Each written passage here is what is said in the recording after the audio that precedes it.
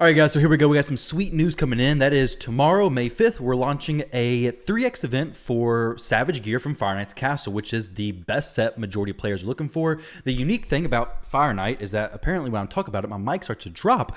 But the unique thing about Fire Knight that I've been realizing more and more recently is that while Ice Golem is amazing for pushing Hydra content and very much needed, you really only need a few really good sets of Reflex, Cursed, and Provoke, and then you're pretty good to go. Like, I don't need to farm Ice Golem's Peak anymore because my Hydra teams are in a pretty good spot, honestly. Dragon gets devalued very quickly. It becomes speed the only thing you need, whereas Fire Knight, you have a ton of champions who need very good Savage Gear. It's one of the dungeons that I believe falls off the slowest. So I'd say Dragon falls off quickly. Ice Golem eventually falls off once you get the sets you need, at least decent sets that you need. And then Fire Knight, well, you're really going to be min-maxing this basically forever. Savage Gear for sure, because all nukers essentially could use Savage Gear. And then regeneration as well is very valuable. So a lot of good stuff from Fire Knight, specifically Savage regeneration, kind of crit damage as well.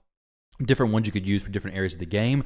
But tomorrow we're going to have the 3x chance, which is the best chance to get Savage Gear from Fire Knight. So awesome event starting tomorrow. Tuesday, we got some Sylvan Watcher boosted stuff for our Spiders Den. I don't really care about that, honestly. And then on Monday, May 6th, we're having a 2x chance to summon 5 and 6-star Perfect Souls from Immortal Soulstones. Very specific stuff, so maybe you have some Immortal Soulstones saved up. If not, it probably doesn't really matter to you, honestly. It is a nice event to get some 5 and 6-star souls if you're able to go for it. But for Fire Knight specifically, let's show the team that I'm going to be using. This team right here is my main team. I'm hoping the champions are all still built correctly. Actually, my Newt I rebuilt for possible Hydra stuff, so he's in Relentless now. So I'm hoping this still works. Before he was in Savage Gear. So I'm going to see how this works out. And then I want to show you guys the events that are coming up that hopefully do coincide, as well as my current gear situation, because I did a huge gear cleanse, which you should see a video coming out later today on that. But I definitely need to farm some Savage Gear in Fire Knight. Also pick up the rewards from the Fire Knight tournament and even get some of the Path of Light thing that's going on. If you're working towards Mikage, this is a very good time to actually farm some Fire Knight, because now you're going to be able to work towards Mikage, get some 3x Savage Gear, plus finish out the Fire Knight tournament. And I mean, that really makes the most sense, right? So Savage Gear, definitely something you need a lot of. You can always get some improvements for it. It's really a dungeon you're going to be farming essentially for the rest of your raid career. Fire Knight, and then Sanddevil Shogun. That's sort of like the in-game farming. So Fire Knight, Sanddevil Shogun, and then Spider, really for silver. But I'd say in-game farming, that's what it's going to be. Of course, if you're a massive Kraken whale, then you just buy a bunch of Savage Gear anyway. So you may not need to farm as much Fire Knight, but it's still a very nice thing to farm. So here we go. We've got Newt popping off with some triple hit max HP stuff. Unfortunately, okay, there we go. More turn meter decrease from Padrig's ally attack. Gwendolyn doing this. And then Newt comes in with the final triple hit here. He does have Relentless now, so he may get some extra hits every now and then. I don't think he got any extra turns there, but if he did, awesome. But a minute 18 seconds, I'll click through and show you guys the team real quick. I got a whole video dedicated to this team, though, if you're interested. But the speeds are the most important part. Newt, Martyr, Padrig, Prince Kymar, Gwendolyn. I'll click through the presets real quick. So Newt, Martyr, round 1, round 2, round 3. Padrig, round 1, round 2, round 3. These are all the stats for with the Fire Knight bonuses from Live Arena. Kymar, round 1, round 2, round 3. Gwendolyn, round 1, round 2, round 3. There's a specific reason for each of these skills being used on each of the waves, so I'm not going to go over that in details in this video, but it is very important to have it all correctly as far as the speeds relatively accurately. Now, as far as the sets of these champions, I'll give a quick breakdown of that. There's Martyr, Gwendolyn, Newt, Prince Kymar, and then Padrig is right here. Merciless plus free reflex, doesn't need that, but it is a nice thing to have.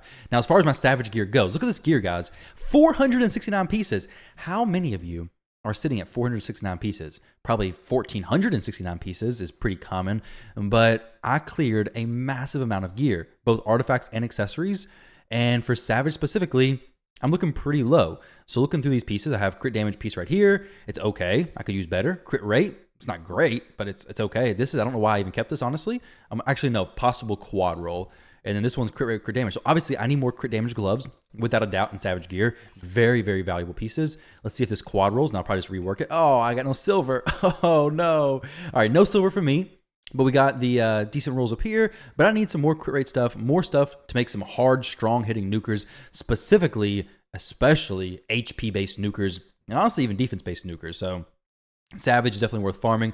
But like I said, we have a few other events coming up. You can look at the player on play calendar for the 5th. Starting the 5th, we have the Adeline Chase. Don't care about that. We have Fire Knight right there. Not a lot of other stuff starting, but we do have the Path of Light, which you get points for getting artifacts and accessories. So if you farm a lot of Fire Knight, you may get enough points to get a few extra things. So it's kind of like a Dungeon Diver event a little bit. Super expensive, very expensive.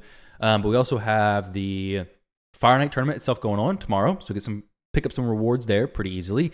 And then an artifact enhancement event for the next 2 days. So you're farming Fire Knight, upgrading your gear, getting points in all these different areas for the best event for Fire Knight. So guys, best of luck if you dive into some Fire Knight farming. That's the team that I use. If you want to see any other teams, let me know. I can share with you guys some other ones, but Gwendolyn is a Fire Knight monster. I love her in Fire Knight. She brings so much good stuff. The decreased speed, the triple hitter A1, and yeah, it's just great for the waves, great for the boss. Overall, great, very solid champion. Padrick brings a lot of stuff. The cleanse plus the increased attack for the damage dealers, for the attack-based damage dealers, as well as increased defense for the support, for Newt specifically.